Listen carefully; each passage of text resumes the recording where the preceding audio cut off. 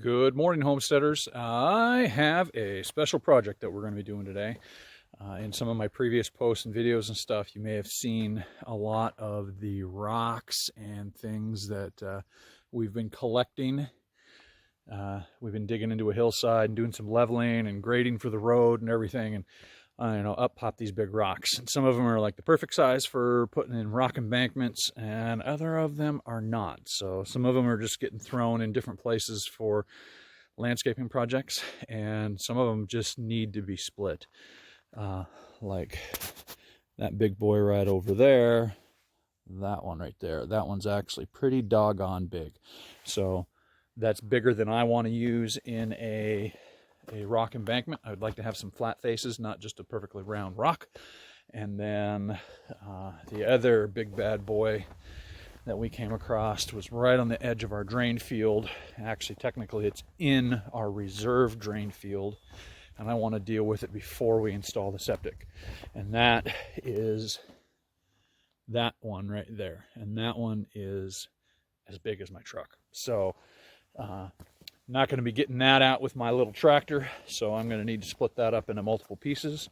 And what I am going to do for that is use what's called feathers and wedges. Let me set up for that, and I will show you what I'm talking about. So a feather and wedge set consists of multiple parts. That's the whole beast right there. It consists of the feathers, which are those, the wedge, which goes down between them, and then some systems have this rubber band that goes around them to kind of hold the system together. And then what you do is you drill a hole into the rock using a masonry or a brock bit, and put the feathers down in there, and then the wedge in place, and then you do that multiple times, about every 6 to 8 inches down the rock or the piece of concrete that you're trying to split. And then you gradually tap, tap, tap, tap, tap down the line, and eventually it just starts to split. Well, hopefully, assuming you got enough, they're deep enough and all that. So anyways, that is the feather and wedge set, and I'm going to actually start working on the rock that this was all sitting on.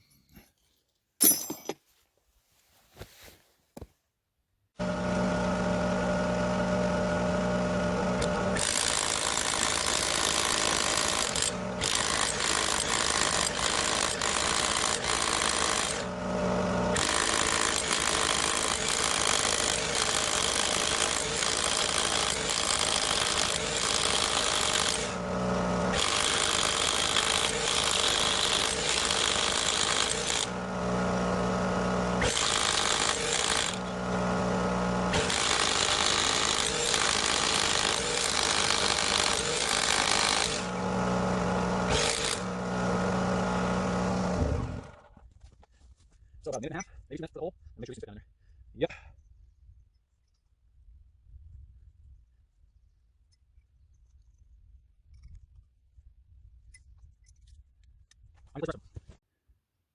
So all the holes are drilled.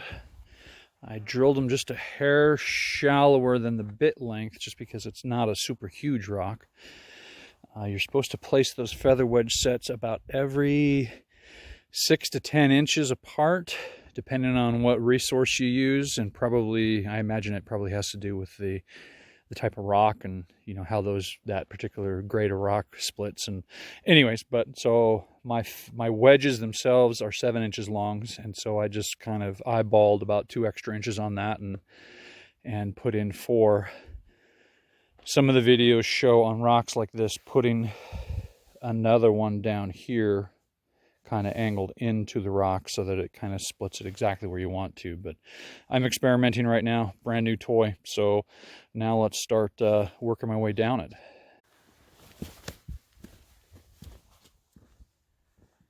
Now you're not supposed to reef on this thing and just pound and pound and pound on one wedge. All the resources show and all the videos show just starting and going tap, tap, tap down it just to get them seated. And then you start back where you began.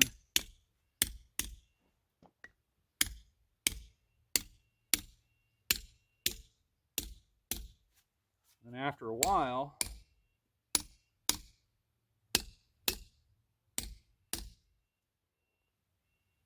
I'm actually hearing cracking already.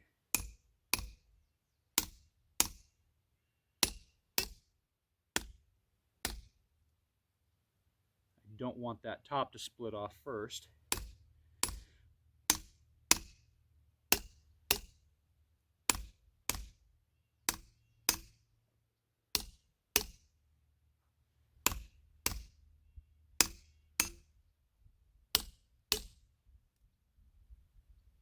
I'm hearing splitting. Actually, I can see a crack forming right there.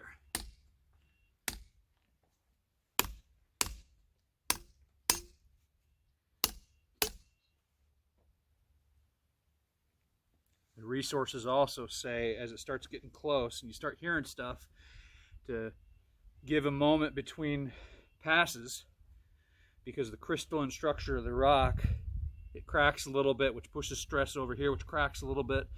And so if you go at it too fast, it'll break off uneven.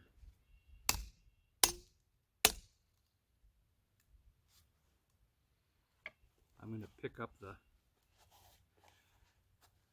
camera and show you how I can see the cracks already forming.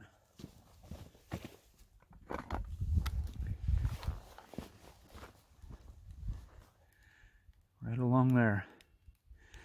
You can see the crack right there. And actually, let me give another beat down the row.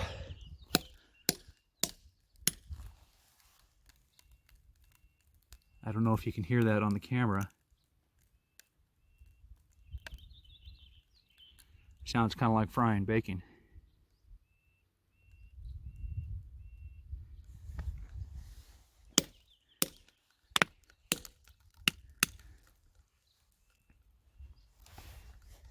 Yeah, Tara's pointing out it's actually going down the side now too.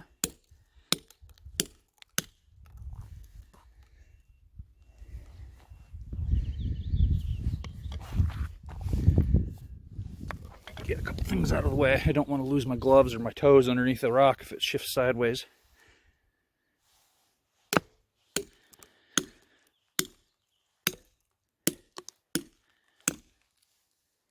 I'm actually getting pretty significant movement out of the wedges each hit now. It's going in like 1/8 of an inch each time. And you can hear the difference. It sounds more hollow.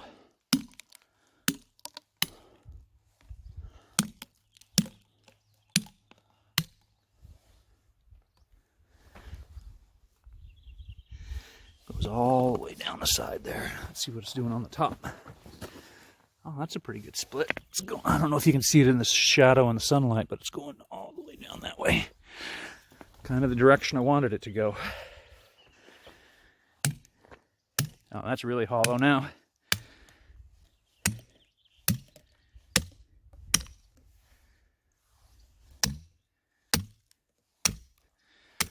For all intents and purposes, she's split. This is just wedging it apart. I'm going to have to go back over to my shed. The one thing I forgot to get was my crowbar. So, well, that was a fairly successful. Back with the crowbar. So I was intending on showing me, oh, covering the camera there, showing me using the crowbar on there, and I was just like, oh, does it even fit in the crack? And I gave it a little bit of a and it just split wide open. So yeah, you can see down in there. I'm going to actually use the big pry bar, tanker bar, spread it apart a little bit further. All right, let's see what happens. I don't even think I need to use the tanker bar on this one. Oh. That neat striations and all the, that's pretty. Well, that'll make a nice block.